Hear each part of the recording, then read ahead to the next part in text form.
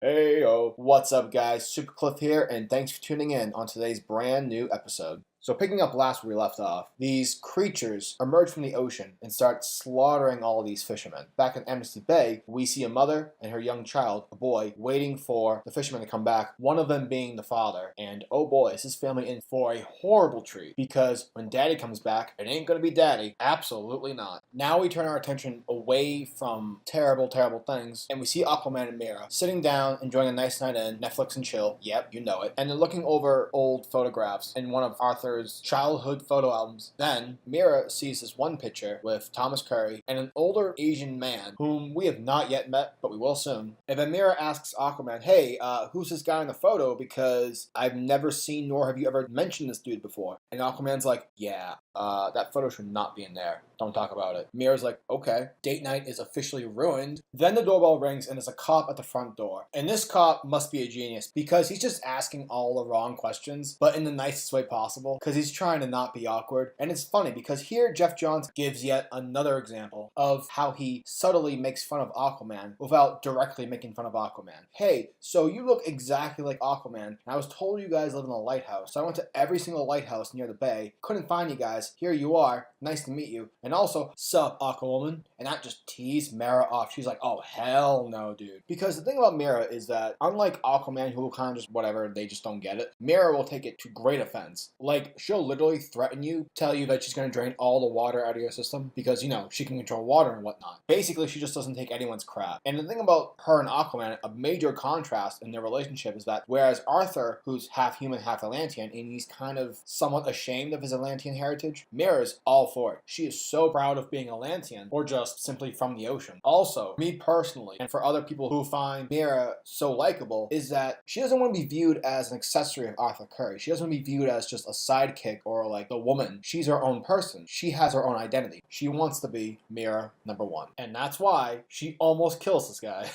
But thankfully we have Aquaman there though, to ease the situation. Because it's here where the cop asks Aquaman for help. So, following that, taken back into the town of Amnesty Bay, where the recent attack just occurred. Aquaman and Mera arrive alongside of the sheriff, and chaos is just everywhere. Coast Guard, the US Navy are there, panicking, looking for whom they've lost. Everyone's a mess.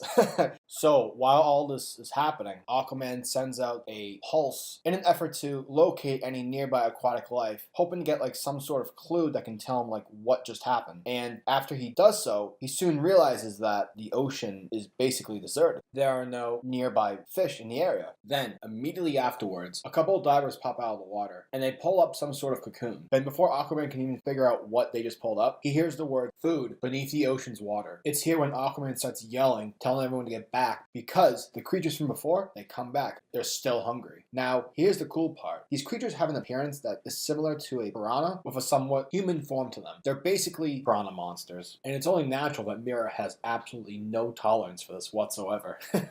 Damn, I really love Mera. She's so awesome. So the action begins, and Mera is just killing these creatures left and right. Whereas Arthur, he's basically trying to find a non-violent solution to understand these creatures, because here's the thing about Aquaman. Whereas Mera wants to just get this done, Arthur will always try and find a peaceful solution to any conflict, so that violence is the last resort. Now, although that's pretty admirable, it's also his downfall, because here, these creatures are able to slice him open, which is pretty bonkers. Nice going, Aquaman. But eventually, Mera and Aquaman are both successful in repelling the creatures as they make their way back into the ocean. Following soon afterwards, Aquaman opens up the cocoon that was brought to the surface by the scuba divers, and inside, there's a living, breathing dog. And it's here where Aquaman insinuates to all the people around him that those who were taken during the attacks are possibly still alive, and that they're just being kept as stored food for the creatures. Now, remember that part earlier when Mera was looking through the photo album, and she saw a picture of a guy who she never knew about, nor had Arthur mentioned about prior? Yeah, we're about to meet him. We are about to meet Dr. Shen.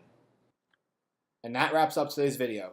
If you guys like my content, please hit that subscribe button, as well as hit the bell symbol, so that the world of comics is never missed out.